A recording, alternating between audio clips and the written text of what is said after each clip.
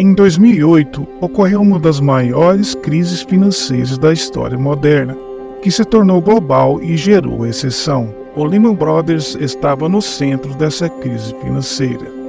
O Lehman era um dos maiores bancos de investimento dos Estados Unidos, com mais de 150 anos de história.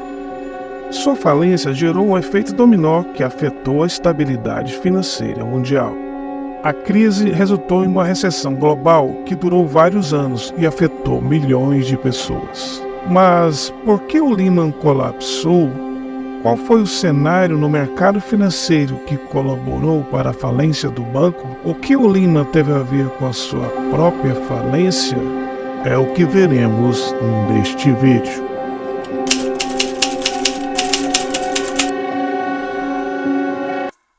O Lehman Brothers foi fundado em 1850 por R. Lehman, um imigrante judeu-alemão que se estabeleceu em Montgomery, no estado do Alabama. Inicialmente, a empresa chamava-se H. Lehman e vendia produtos agrícolas como algodão para comerciantes do norte dos Estados Unidos.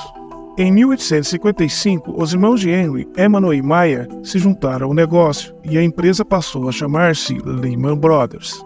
Com o tempo, expandiu suas atividades para além da venda de produtos agrícolas. Em 1887, mudou-se para Nova York e começou a atuar em operações financeiras.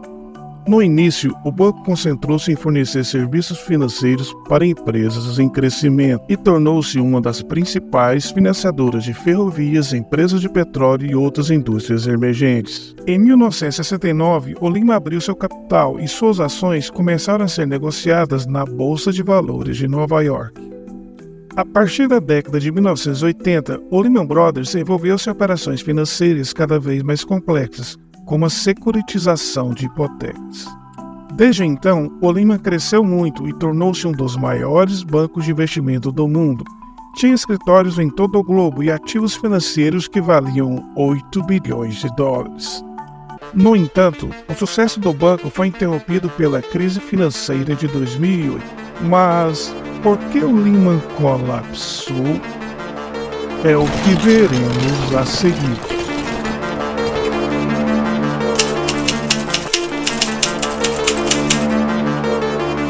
A desregulamentação do setor financeiro na década de 1990 foi decisiva na crise de 2008.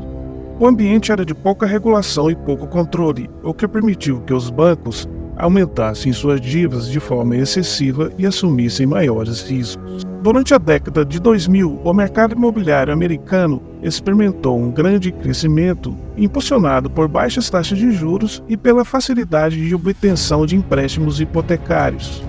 Entre 2003 e 2007, o mercado de hipotecas subprime cresceu rapidamente nos Estados Unidos e o Lehman Brothers investiu pesadamente nesse mercado. Os preços desses imóveis subiram rapidamente e muitas pessoas com histórico de crédito ruim e renda instável contratavam esses empréstimos que tinham taxas de juros variáveis. Os credores vendiam os títulos aos bancos de investimento que criavam derivativos combinados com outros títulos e dívidas, os CDOs. Os CDOs eram vendidos a investidores de todo o mundo. Com os juros baixos e os preços dos imóveis subindo, eles ficaram sobrevalorizados no mercado. Quando o mercado imobiliário começou a desacelerar, muitos tomadores de hipotecas subprime não honraram seus pagamentos e os preços desses ativos despencaram, o que gerou falta de confiança e liquidez no mercado. Como consequência, uma série de instituições financeiras faliram. A AIG era uma seguradora global que havia vendido uma grande quantidade de seguros de crédito e garantias a investidores do Lehman. Era uma das maiores empresas de seguros do mundo, mas não conseguiu honrar suas obrigações contratuais. O colapso da AIG teve um grande impacto nas taxas de juros e na confiança dos investidores. Quando a bolha estourou, as agências de rating classificavam os CDOs como AAA, o mais alto nível de qualificação. Não há problema quando os detentores dos títulos que você avalia estão entre seus maiores clientes. Quem sabia que os preços desses derivativos tinham tendência de cair, apostou na queda e ganhou muito dinheiro. Mas a maioria dos investidores perdeu, pois tinham sido enganados ao comprá-los como se fossem títulos com potencial de valorização. A venda dos títulos subprime era incentivada pelos bancos e seus executivos ganhavam bônus extraordinários. Muitos enriqueceram e esbanjavam, comprando carros de luxo, iates e mansões. Mas a crise não foi um acontecimento que ocorreu por acaso, pois o mercado sabia que existia uma bolha e muitos especialistas advertiram sobre o risco de colapso do sistema financeiro. Mas a geração de dinheiro do nada era irresistível. Em 2007, os primeiros sinais de problemas apareceram quando duas empresas relacionadas à hipoteca subprime, a New Century Financial e a American Home Mortgage, faliram. Em março de 2008, o banco de investimentos Bear Stearns enfrentou uma crise de liquidez devido a investimentos arriscados em hipotecas subprime. O Federal Reserve interveio para evitar um colapso do sistema financeiro. O Bear Stearns foi vendido ao JP Morgan Chase. Esses acontecimentos aumentaram as preocupações sobre a saúde financeira dos bancos. Para evitar uma cadeia de falências, o governo dos Estados Unidos resgatou a IAD, mas já era tarde, pois a confiança no setor financeiro tinha sido abalada.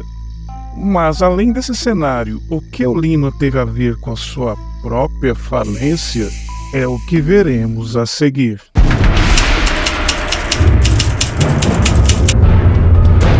Basicamente, o crescimento do Lehman Brothers baseou-se em sua capacidade de assumir riscos e oferecer serviços financeiros inovadores. Essa estratégia gerou grandes lucros para o banco, mas também o tornou mais vulnerável às flutuações do mercado e a crises econômicas. Durante o boom imobiliário, o banco expandiu seus negócios na área de hipotecas subprime, que se tornaram um de seus principais ativos. Para lucrar mais, o Lehman Brothers investiu em instrumentos financeiros complexos, como os derivativos de crédito, que agrupavam essas hipotecas e outros produtos e permitiam que os investidores apostassem no sucesso ou no fracasso dos títulos subprime.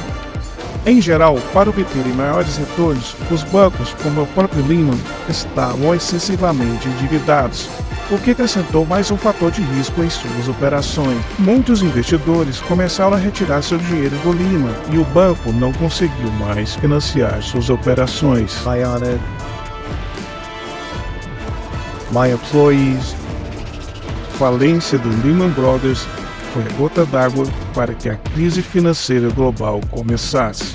O Lehman tinha uma cultura empresarial que o fez crescer, mas também que favoreceu a sua falência.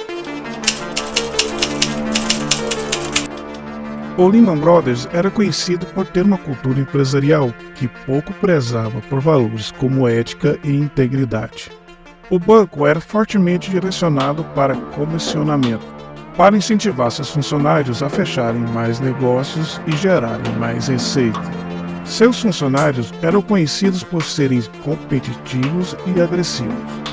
Eles eram incentivados a superarem seus colegas através de uma competição interna e excessiva.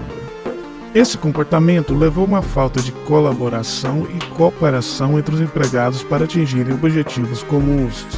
Acreditavam que eram invencíveis e que nada poderia detê-los. But what I really want to do is I want to reach in, rip out their heart and eat it before they die.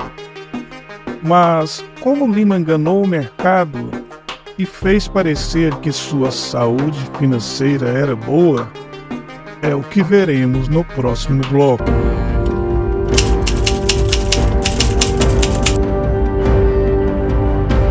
Diante da desconfiança do mercado, o Lehman Brothers precisava urgentemente criar a ilusão de que era uma empresa sólida. Para tanto, o Lehman utilizou o acordo de recompra, um instrumento financeiro, para registrar bilhões de dólares em transações.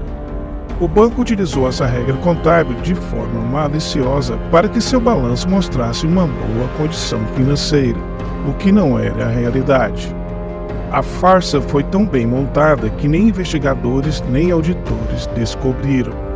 O Lehman utilizou desse truque contábil para que os mercados continuassem confiando seus investimentos ao banco, mas na verdade tinha dívidas muito altas.